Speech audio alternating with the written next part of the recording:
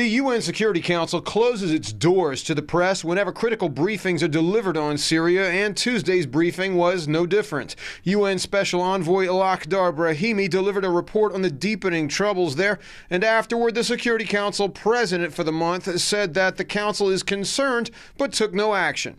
Council members conveyed a sense of urgency that something ought to be done, and something ought to be done quickly.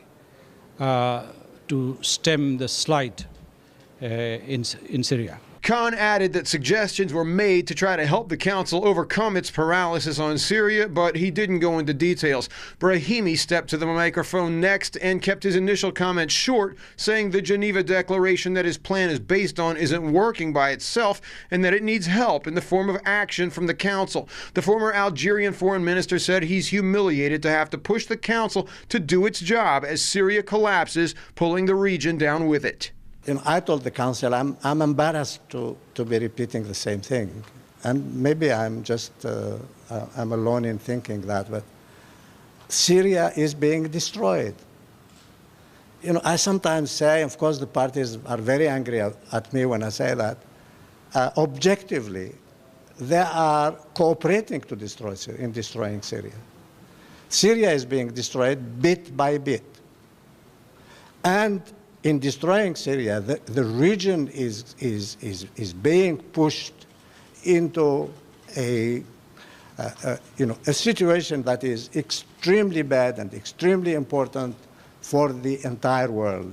Brahimi said the suggestions he made to the Council involved taking the ambiguity out of the language in the Geneva Declaration, language that would give a transitional government full executive power. Doing that, however, puts the two sides of the Security Council's Permanent Five back into the same trap, where Russia and China favor the sitting legal government of Syria and the US, UK, and France favor an overthrow of Syrian President Bashar al-Assad.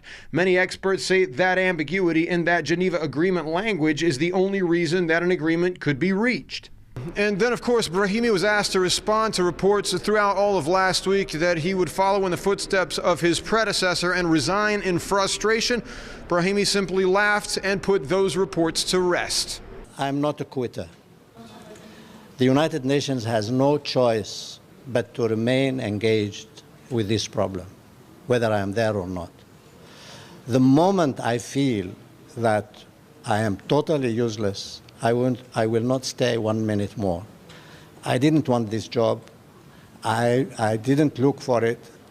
I don't need it as a job. So if I'm doing it, it's because, maybe stupidly, I feel a sense of duty.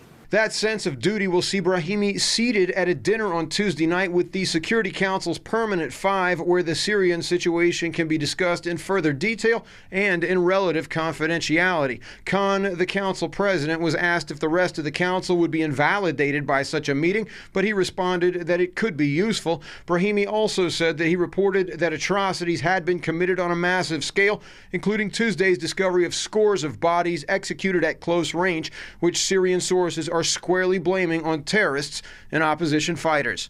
Hank Flynn, Press TV, New York.